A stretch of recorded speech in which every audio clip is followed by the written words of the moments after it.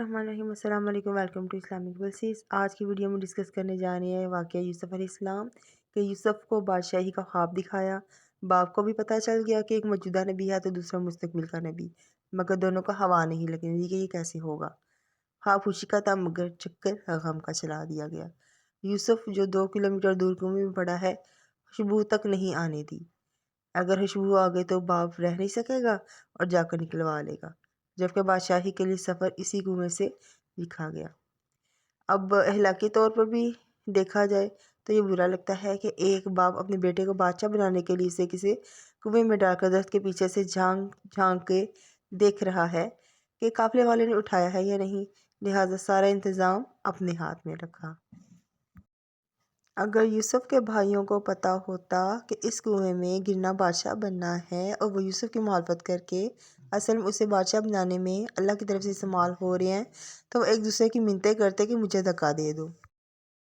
यूसुफ़ अजीज़ के घर गए तो नियमतों भरे माहौल से उठाकर जेल में डाल दिया। इन्ना माल उसे यूसरा और जेल के साथियों की ताबीर बताई तो बच जाने वाले से कहा कि मेरे केस का जिक्र करना बादशाह के दरबार में, मगर मुनासिब वक्त तक यूसुफ़ को जेल में रखने की स्कीम के तहत शैतान ने उसे भुला दिया।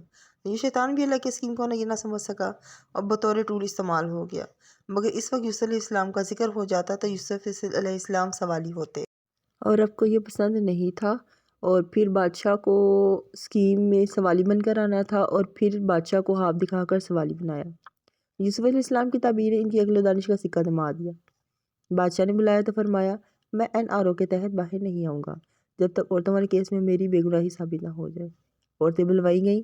सब ने यूसुफ़ अलैहिस्सलाम की पाकदानी की गवाही दी और जिस औरत ने दावा किया था उसको भी उसके झूठ का एतराफ़ करके उसने भी कह दिया कि वो सादिकीन में है। वही कहत का ख्वाब जो बादशाह को यूसुफ़ के पास लाया था, वही कहत दोबारा लाकर यूसुफ़ के भाइयों को भी इनके दरबार में ले आया और दिखा दिया कि ये वो भी बस मासूम बच्चा जिसे तुम्हारी हसद ने बादशाह बना दिया। फरमाया, पहले भी तुम मेरा कुर्ता लेकर गए थे जिसने मेरे बाप को बिनाई खा ली, क्योंकि उसी कुर्ते को सूंघ सूंघ कर गिरिया किया करते थे।